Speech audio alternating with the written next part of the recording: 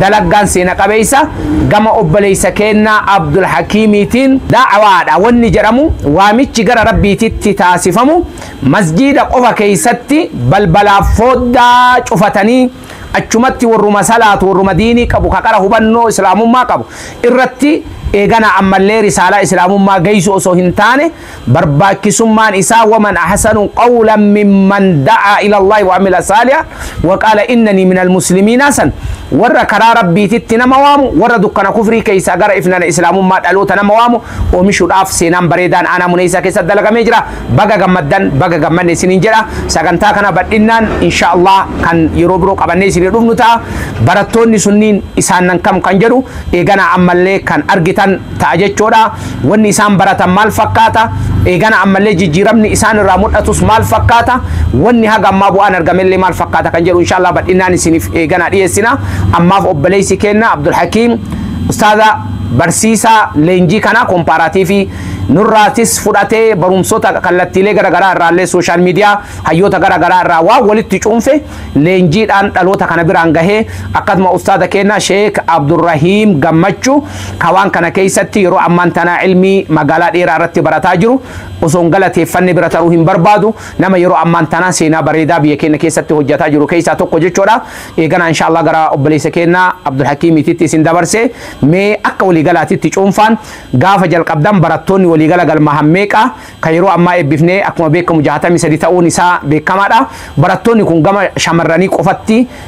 بيكيسن انا منيسا بيتين انا منيسا كيسا سلا دير رنجرمو ما براتو دبي ايغنا كاروري فوندرا ماليدا بو ان حق اماتيت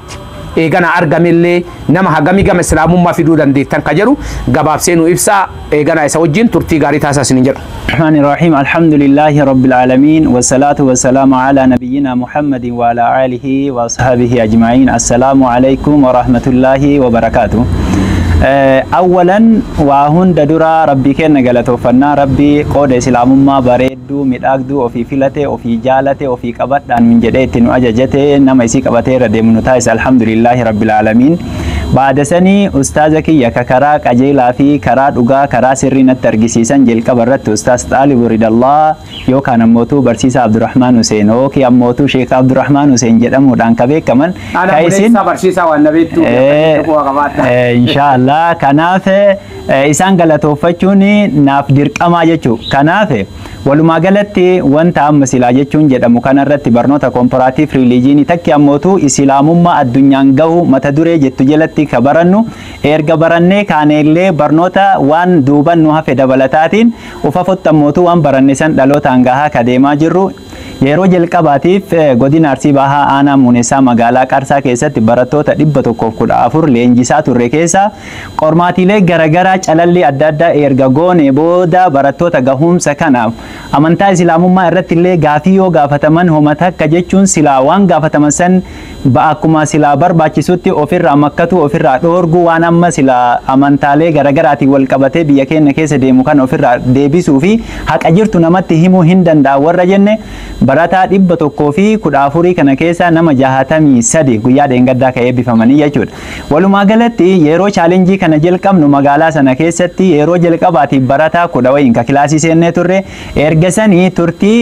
torbaan 2-3 booda naannoo barataa 45 ka geenne jechuudha. Akkasumatti akka lama jenneetiin barataa 114 horannee 114 san keessa 63 kana guyyaa dheengaddaa guyyaa dilbata guyyaa 26 ji'a 8 bara 2017 ka'ee bifamanii jechuudha. Kanaaf ammalleen yoo rabbi fedheetiin jedhee asii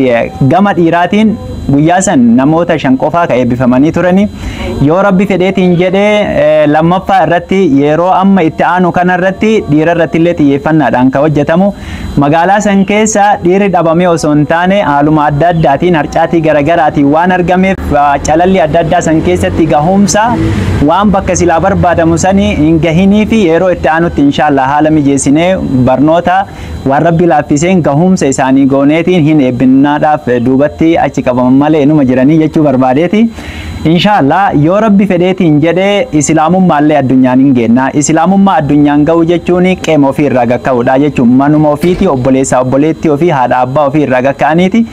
Erga sanii ammootu bakkuma jira sanitti yoo dalaganii islaamummaan addunyaan ga'u jechuun kanuma malee waan biraati miti. Walumaa galatti wanti an jechuu barbaadu barnoonni kun barnoonni aslan barnoonnummaanuu humnallee si godha paaworillee si godha namallee si godha namallee silaa jechuun bakka ati ooltullee si filachiisaa jechuun nama olii ooltullee si filachiisaa. Walumaa galatti namni kamiyyuu barnoota kamiyyuu haa barannu barachuudhaaf sammuu kan kee reedii godhi nullee nama baratee isinillee ammootuu nama baratee biyya tana jijjiiree islaamummaa guutuu addunyaa dhaalchisu rabbiin nu haa taasisu. Hagammaatti namni islaamummaa qabate meeqa akka ana keessanitti sochii taasisan? Sochii silaa jechuun hanga ji'a 11 kanatti baruuf barsiisuudhaan wal qabatee taasifame keessa barattoonni amantaa biroo naannoo jalqaba nama 17 ta'an ergasii haga nama 11 kilaasii keessa turanii barataa turan. Nama 17 dhufanii kilaasii seenanii erga sanii ammootu hanga nama 11 ta'anii hafanii barataa turanii namoonni hedduun batala ijoollee shamarranii shahaadaa qabachuudhaaf haadhaaf abbaa sodaatanii kadhiisan hedduu. Walaakiin ammootu maatiin nama tokko nama 5 fi namoonni biroo namni 4 jechuudha. Walumaa galan nama 9. Shahaadaa qaqqaba. Namni 9 islaamummaa qaba. Magaalaa matti masan keessa jiru. Magaalaa sanitti taasifameen islaamummaa addunyaan geenna jennu jecha osoo hin ta'in gochaan hagammaatitti namni 9 islaamummaa qabatee namni gara 17 barumsa irratti hirmaatee islaamummaa maal jechuu hubatee irra caalaan isaanii islaamummaa kanan qabanna maatii keenya sodaanna jedhee yeroo isaa itti eeggataa jira. Jijjiirama guddaa kan barbaadamullee isii tanachu. Kanaafuu inshallah kana booda ammootu kun jalqaba. Ka'umsa malee gahumsa miti. Ganaa kana caalaa babal'ifnaa ganaa kana caalaa namoonni baay'eelleen hin baratan jenneetiin abdannaa jechuudha. Walumaa galatti dhumarratti illee anin ustaaza kiyya jaalatamaa fi kabajamaa ustaaz Xaalibu Ridallah rabbiin ormi isaanii nu haa dheeressu rabbiin ormi isaanii ormi harraagessaa isin yaa godhu jedhaman guddooni malaa ormi harraagessaa kana mutatee bootamatte waan akkasii guddooma irraa gara shababaatti jijjiiratu jechuudha. Akkasii rabbiin ammootu ormi isaanii nu haa dheeressu. Kanaaf inshallah kana booda barnoota isaan irraallee fudhataa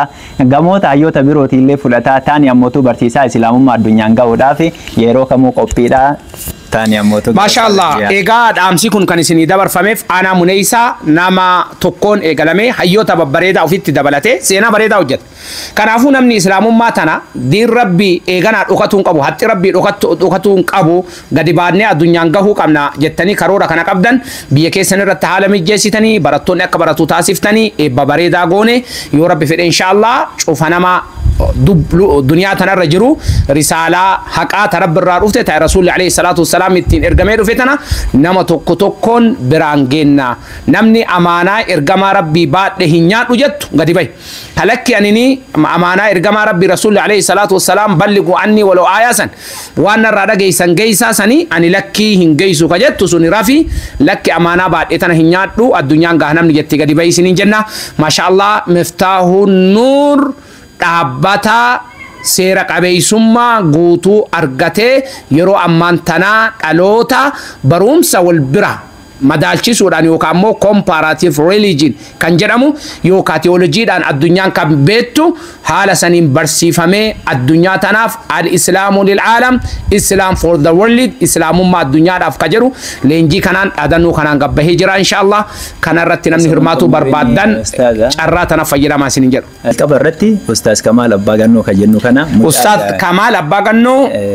dargaggeessa shabaaba lafaa dhufaa nafaan cufaa kan kaayoo tana milkeessuu keessatti gahee ol aanaa taphate duniyatti illee umrii isaa dheereessee hiree bareedaa isaa kenne akiratti illee rabbi isaa bareechuu jenna isinis nu galateeffadha. Akkasuma Sheekh Aloo fi Abdurrahmaanii kuwwan Ustaada keenya Sheekh Alii Haaji Shunii hayyuu biyyittu sun qabdu maasha Allah dalaggaa seenaa bareedaa dalage rabbiin isaan haa galateeffatu. Itti aansuudhaan mujaahida qabsaa'aa social media irraan barnoota garaagaraa kennuudhaan beekame Ustaad Abdurrahmaan rabbiin umrii isaanii haa dheeressu hunda isaaniitu manguddoota hayyoota aanaa Muneeysaa majlisa illee dabalatee akkasuma mana barumsaa biyyaaf bar eegana akka sagantaa kana keessatti sagantaa ofii qabatillee ta ummataattu ta diiniittu tiyya caala jechuudhaan eegana ammallee sagantaa kanarratti nu hirmaate jedhee achumaan galateeffatu barbaanna. Walumaa galatti hawaasa kiyya ka aanaa Muneeysaa magaalaa Qarsaa kanu maqaa dhoofneef kanu maqaa hin dhoofne eegana ammallee abboota ilmaanii barattoota tana ta ilmaan ufii gadi baasanii barumsa kana irratti akka hirmaatan taasisan baay'ee nu galatoomaa duniyatti illee rabbi jiruu gaarii isinaa jiraachisu akiratti firdoosiin isinaa qubsiisu wassalaamu alaykum wa rahmatullaahi wa barakaatu namni sagalee tana dhageettee kayrii tana gammadde sheer godhu nama biroo biraan gahuun sirra haa jiraatu cufa nama dhageeffatee nama sheer godhe qubsuma kee rabbiin firdoosiin haa taasisu